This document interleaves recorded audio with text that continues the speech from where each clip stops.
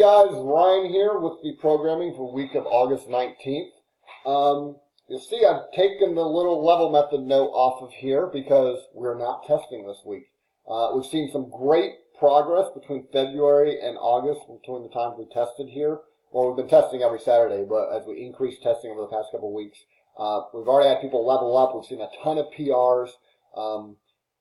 Just great progress with those level method scores. But we're going to take a break from the testing this week, even on Saturday. And we may do that for the next couple of weeks. And then we're going to cycle back into not like intensive testing, but in September you'll see a little more testing like we did the past couple of weeks. I think that's the best way to approach this. People getting a test in when they want, having alternative workouts if they don't want to test. And we've seen a lot more people sign up for the level method app there as well. Still talking about this commitment club and dunk day. It's going to be a blast. We've got about 60 people signed up already. Most of the coaches are going to be able to participate as well. They're going to be on your teams with you. And then start to look for some posts in the coming weeks about stuff we're doing besides working out that day to have some more fun there. We sold out our Back to Basics boot camp for Stanton. That started the 17th of August. We are now going to start our Back to Basics boot camp in Fishersville on September 7th.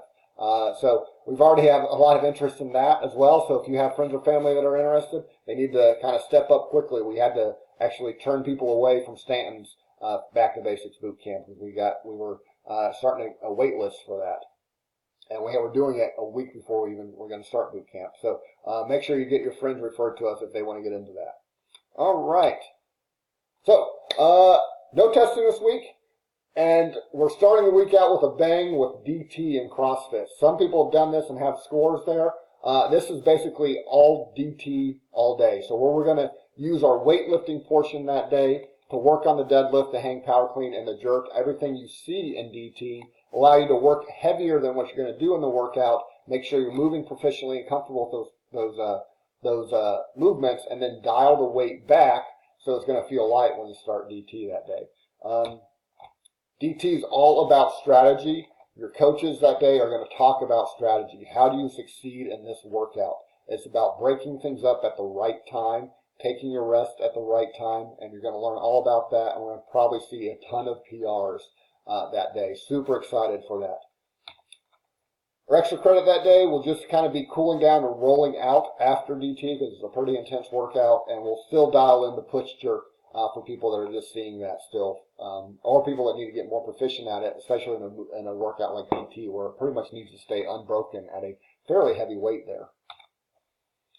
For our CDC that day, we've got a confidence workout, total body workout here, rowing, overhead plates, walk, step-ups, renegade burpees. Love that movement there. So just a total body workout. You're going to feel in the arms after the plate walk and the burpees that day. And the legs after the step-ups. Little shoulder prehab work there too with the kettlebell press, the bottoms up, working on that shoulder stability for the cash out. Tuesday is going to be another fun day as well. We did some rope climbs a week or so ago. People love that. We're going to do some more rope climbs, so we'll have some rope climb technique that we'll go over that day.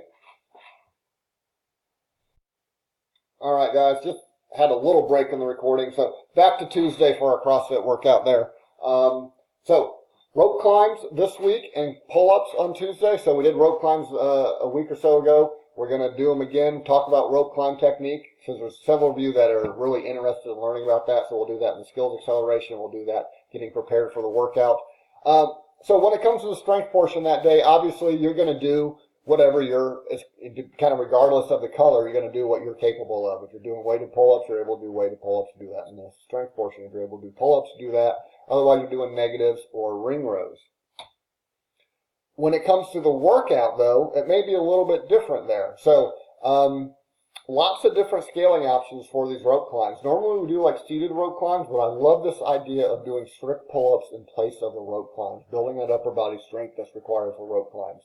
So even though you may not be an overall blue, but if you've got some strict pull-ups and you've got some good rope climb technique, maybe you're doing rope climbs that workout at the blue level. So there's going to be some mixing and matching that day. If you're doing strict pull-ups in place of rope climbs, you kind of compare orange to purple there 5 rope climbs compared to 5 strict pull-ups. If somebody's really proficient at 5 pull-ups, it's going to go by pretty fast as compared to rope climbs. But I expect most people that are doing that pull-up variation in place of the rope climbs are actually going to have to break those pull-ups up very quickly, maybe going even to singles in their set of 5 at some point, which will make sense. So if you're kind of on the high side of yellow or on the low side of orange when it comes to your pull-ups and you've got a few strict pull-ups, maybe that's your option. If you've got more pull-ups than that and some rope climb technique, then maybe you're doing rope climbs in the workout. And then the pistol is obviously going to be determined by your pistol proficiency as well. We're going to substitute box pistols or lunges in place of full pistols if needed. So, aerobic cool down there, and then rope climbs for the skill acceleration, as I already mentioned. So Vitality Month, we're getting into our Vitality Strength workout for CBC that day. This is a really confusing one, but it makes sense once you actually get into it. Chance to go heavy with some deadlifts that day is really what's needed to take away from that and get some jump rope practice in. On Wednesday, for both CrossFit and Hump Day HIIT class, we're going to be doing essentially the same workouts. So it's an interval-based workout, a minute of work. You've got a couple of cardio movements there between the row and the jump ropes, and you've got some strength movements between the push-ups or ring dips and the toes to bar, or if you're in Stanton, we're doing tuck-ups or jackknives. Those strength movements are going to be broken up quite a bit. You're going to do small chunks, small rest, small chunks, small rest to maximize your minute of work there, because nobody's going to end up working a full minute there. No need to try to push the envelope there. If you are not proficient at ring dips, don't do ring dips. Do some really good push-ups as much as you can in that minute. That's going to help you get better at ring dips as opposed to kind of scaling the ring dips on this. You're going to get so much volume that day. Just focus on good reps the entire time. So if you're proficient at ring dips, you're doing ring dips. If you're proficient at push-ups, you're going to be doing push-ups. Otherwise, you're doing box push-ups and picking an option that allows you to do your best looking box push-ups for 4 minutes that day. Same way to approach the toes to bar and the knees to elbow. We're also going to have some core and tricep work that day. And then the extra credit will be kipping toes to bar and some cool down with the shoulders for the extra credit. And then, as I said in Stanton, doing essentially the same workout, approach it the same way. You're just substituting jackknives and tuck-ups for the pull-up bar work with the toes to bar. Also, the core and tricep workout will look a little bit different because the BAM setup is a little bit different there in Stanton. But it's awesome when we're doing the same workout on the same day. Thursday is going to be another really fun day. So we've already had DT, we've had rope climbs. We get to do the same workouts in Stanton and CrossFit on Wednesday. Thursday, we get to lift heavy on these deadlifts. At the purple, that 1.1.1 means not a heavy single and not a heavy triple, but somewhere in between there. You do 1 rep, pause, do 1 rep, pause, and do 1 rep. So it's a true deadlift. No touch and go, no bouncing off the ground. You got to pause in between there and set yourself. The coaches will explain that to you. But this is the fun part here. 18-minute AMRAP with sled pushes. So we're going to take the sleds outside, hopefully weather permitting, and you're going to be pushing those outside. It's a short, intense sled push. It takes like less than a minute. So there's plenty of time for people to work in. You'll see you get to do this, complete each round in any order, so there won't be a backup at the sleds. But by the time you're done, you're going to be feeling the sled pushes, even though they're short in duration. Those quads will be feeling it there. Arms, that's our cash out that day. Looking at biceps and triceps, getting those beach muscles going there. We'll dial in the Turkish get-ups. I forgot to even mention those. You'll have to learn those before class as well, so we'll go over those before you start the class. All right, our commitment workout that day.